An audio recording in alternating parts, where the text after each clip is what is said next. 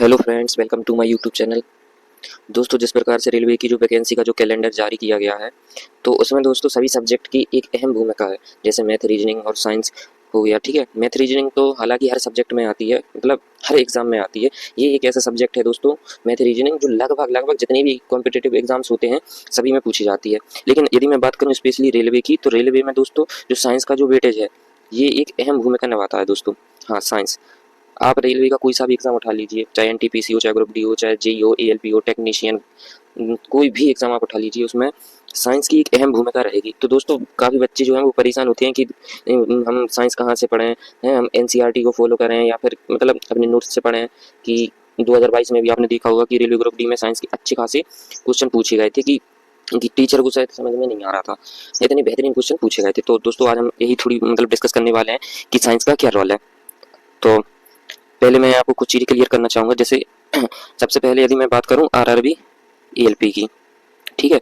ELP में दोस्तों जो क्वेश्चन का जो देखो लेवल रहता है, वो मतलब सीबीटी फर्स्ट की मैं बात कर रहा हूँ। जो मतलब 75 मार्क्स का जो आपका पेपर आता है, इसमें दोस्तों आपकी ओनली मैं साइंस की बात कर रहा हूँ, तो साइंस आती है आपकी 20 नंबर की। ठीक है दोस्तों, जी ईएलपी सीबीटी फर्स्ट का है। और जब इसका सेकंड जो होता है, तो उसमें दोस्तों आपका बेसिक साइंस आती है। हाँ दोस्तों, बेसिक साइंस आती है। और टेक्नीशियन की यदि मैं बात करूँ, फिर आरआरबी जो टेक्नीशियन का जो ग्रेड थर्ड वाला जो वैकेंसी है, उसमें दोस्तों आपकी 40 मार्क्स की आती है साइंस। यही जो मैं साइंस बता रहा हूँ, जिसमें साइंस में आपके 3 पोर्शन आते हैं दोस्तों। क्या क्या? एक तो फिजिक्स आएगा, एक केमिस्ट्री आएगा और एक बायोलॉजी। आजकल तीनों ही सब्जेक्ट एक अहम भूमिका निभा रहे हैं।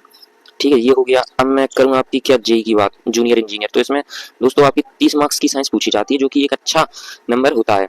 ठीक है। अब आगे यदि मैं नेक्स्ट बात करूँ तो अपना, हालांकि तो एनटीपीसी में यदि मैं बात करूँ तो साइंस का उतना वेटेज नहीं रहता है।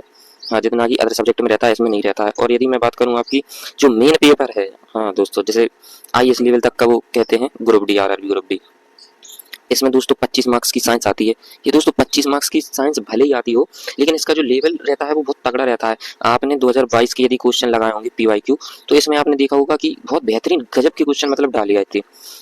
तो दोस्तों रेलवे की जो मतलब वैकेंसी है, रेलवे की जो वैकेंसी है दोस्तों, इसमें अपना साइंस का देखो एक अच्छा वेटेज है, ये तो मैं कहूँगा। ठीक है। तो दोस्तों जब तक आप ये मान लो कि यदि रेलवे आपको क्रैक करना है, तो यदि आपका साइंस बेहतरीन नहीं होगा, तो आप समझ लीजिए गड़बड़ है कहानी। तो साइंस को आप बहुत परफेक्ट कीजिए, थोड़ा नहीं परफेक्ट और स्ट्रॉन्ग कीजिए। क्योंकि दोस्तों देखो, जैसे अपना बायो वाला देखो जो पोर्शन है, वो मतलब थ्योरिकल ज़्यादा है, उसमें न्यूमेरिकल वगैरह तो है नहीं। तो इसमें दोस्तों देखो क्या है कि अपनों को जो थ्योरी है इसकी, वो बहुत मजबूत करनी होगी। आपको डगमगाना नहीं है बिल्कुल भी। यदि थ्योरी आपने अच्छे से कवर कर ली, तो आपका बहुत हद तक क्वेश्चन बनने लगेंगे। और इसके लिए देखो क्या क्या करना है, मैं आपको एक स्ट्रेटेजी बताता हूँ। एक देखिए, सबसे पहले आपको देखो कोई सा भी एक जो टीचर है, आप पहले टीचर को आप सिलेक्ट कर लो। एक टीचर को, कोई भी हो, मैं नाम नहीं लूंगा। देखो सब जानते हैं कि किसका ज़्यादा रोल चल रहा है अभी। ठीक है, सब जानते हैं। तो सबसे पहले मैटर ये करता है कि आप एक टीचर का चुनाव करें कि मुझे किसकी ज़्यादा समझ में आ रहा है। सारे, ऐसा कोई टीचर नहीं है जिसका यूट्यूब पर डेमो ना डले हो, उनकी वीडियो ना डली हो। अरे डेमो तो छोड़ो, क्लासेस भी डली हो, फ्री कोर्सेस भी डली हुई है। तो सबसे पहले आपको मतलब एक टीचर सेलेक्ट करना है, उस उनके वो जो भी नोट्स लिखवाएं, ठीक है, नोट्स को आपको लिखना है बेहतरीन तरीके से। और आपको उनकी जो क्लासेस हैं वो लेनी है दोस्तों, प्रॉपर रेगुलर। ये नहीं कि आज एक ले ली, कल दो ले ली, फिर गैप हो गया। बीच में रेगुलर आप रहिए, और जो पिछला जो लिखा हुआ है, नोट्स बनाए हुए हैं, उसका प्रॉपर रिवीजन करते जाइए। ठीक है। हाँ, ये बातें ध्यान से सुनते जाना दोस्तों। हाँ ठीक है, इतना हो गया। फिर आपके क्या होगा, आपका जो मतलब कुछ जैसे चैप्टर है, कोई सा भी वो हो, चाहे फिजिक्स हो, चाहे केमिस्ट्री हो, चाहे बायो, मैं तो तीनों की बता रहा हूँ। ठीक है। अब आपका जो चैप्टर है वो फिनिश हो गया। ठीक है। अब आपको क्या करने हैं, थ्योरी तो आपने पढ़ी ली है, प्लस आपको लगाना है पीवाईक्यू उसी चैप्टर की। और पीवाईक्यू के लिए आपको एक बुक लेनी ही पड़ेगी, कोई सी भी ले लेना आप। है उसमें जो देखो, कुछ तो ऐसे होंगे जो आपको पीवाईक्यू आ जाएंगे, लेकिन कुछ ऐसे होंगे जो आपको नहीं आएंगे। तो वो जो नहीं आएंगे ना, आपको उन्हीं को पढ़ना है, सिर्फ देखना है बार बार, और बढ़िया लिखते जाना है कि यहाँ टिक करते जाना है कि मुझे ये वाला नहीं आया, मैं इसे 2-3 बार पढ़ूंगा तो मुझे आ जाएगा। देखो इतना सारा हो गया। आपने क्या क्या कवर कर लिया, थ्योरी हो गई आपकी। ठीक है। और थ्योरी में जो नोट्स लिखवाए हैं वो हो गए आपके। ठीक है, पीवाईक्यू हो गए। इतना सारा कंप्लीट हो गया काम।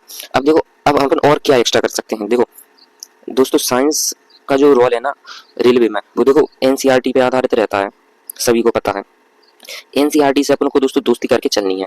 इतना सारा होने के बाद आप एनसीईआरटी की जो बुक्स हैं वो लेके आइए। पता कौन सी? 9th और 10th वाली। हाँ, इन्हें आप लेके आइए और इन्हें रगड़ दीजिए। जितना हो सके इनकी पता लाइन बाय लाइन, लाइन और एग्जाम्पल ये आपको याद करने हैं दोस्तों।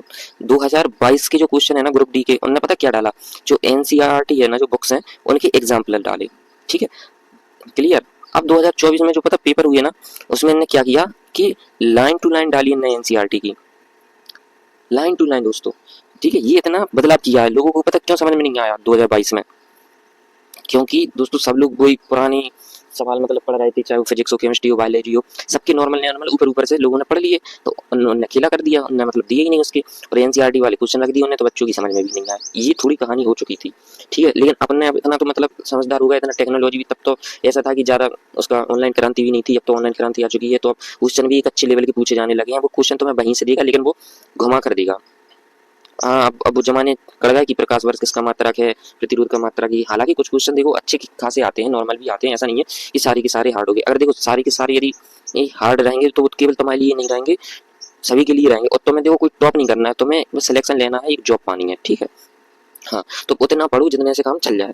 हाँ, और पता रेगुलर रहो दोस्तों। हाँ, रेगुलरिटी इज मोस्ट इम्पोर्टेंट, ठीक है। रेगुलर रहो, नोट्स बनाओ, नोट्स का बार बार रिवीजन करो, बस वही काम हो गया। और रिवीजन मत छोड़ना भाई, हाँ, क्योंकि रिवीजन आपकी एक अहम भूमिका निभाता है।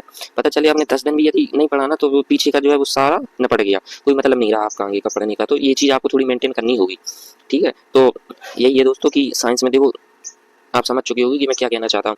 यही सब चीज़ें मैटर करती है। अगर मतलब इतना भी आपने कर लिया ना, तो बस हो गया काम, बस और क्या है इसमें। और दोस्तों देखो ऐसा नहीं है लोग ला रहे हैं नंबर, आप यकीन ना मानो कि जो आरआरबी अभी टेक्नीशियन का जो पेपर हुआ ना, 40 नंबर की साइंस आती है, लोगों के 40 में से 40 मार्क्स आए, आप देख लो। और ये नहीं कि आपको देखो कठिन पढ़ना है, हाँ, कठिन नहीं, कठिन के साथ साथ आपको सरल पे भी ध्यान देना है। हाँ, आपने ये सोचा अरे ये तो मुझे आता है कर लूंगा, लेकिन जब पेपर में अपन देने जाते हैं ना, तो वहाँ अपन को पता क्या लगता, अरे यार ये पढ़ा तो था, अब इसका मतलब ए आंसर होगा कि बी होगा, पता चले ये भी नहीं होगा, ये भी नहीं होगा, और सारा गलत हो गया, वो क्वेश्चन चला। आपका एक क्वेश्चन कम से कम नहीं तो 1000 बच्चों को से ऊपर नीचे करवाता है आपका एक क्वेश्चन, ठीक है। तो बस यही है, आप करते रहिए दोस्तों। और सबसे पहले एक टीचर जरूर फॉलो करना है यार दोस्तों, बिना अब ये मत सुनना कि हमें सब कुछ आता है हम अकेले कर रहे हैं, नो। फिजिक्स में भी देखो ऐसे तगड़े तगड़े न्यूमेरिकल हैं कि हाँ, तो अपन को कठिन और सरल सब लेके चलना है, ठीक है। चाहे वो देखो फिजिक्स हो, चाहे केमिस्ट्री हो, चाहे बायोलॉजी, तीनों सब्जेक्ट एक अहम भूमिका निभाते हैं। तो आपको दोस्तों फिर लगे रहना है, ठीक है। हाँ, यही सब है इसमें, जितना मैंने बताया उतना फोकस मत करना, और ज़्यादा भटकना नहीं कि देखो मैंने ये टीचर भी फॉलो कर लिया, ये टीचर भी नहीं, कोई सिर्फ एक टीचर, ओनली वन टीचर, बस उसी को फॉलो कीजिए। और जो बुक्स हैं उनसे दोस्ती कीजिए एनसीईआरटी वाली, बस इतने में काम हो जाएगा। और पीवाईक्यू और रिवीजन, ज़्यादा जितना पढ़ो रिवीजन रिवीजन बस वही करते जाइए, बस हो जाएगा इतने में काम, ठीक है। आई होप कि आपको ये वीडियो समझ में आई हो। अगर थोड़ी भी आपको इन्फॉर्मेटिव लगे तो हमारी वीडियो को लाइक और चैनल को सब्सक्राइब जरूर कर लेना, ताकि आने वाली कुछ वीडियो में बना सकूं जो कि आपके लिए बहुत महत्वपूर्ण होगी दोस्तों। फिर मिलते हैं नेक्स्ट वीडियो में, तब तक के लिए धन्यवाद।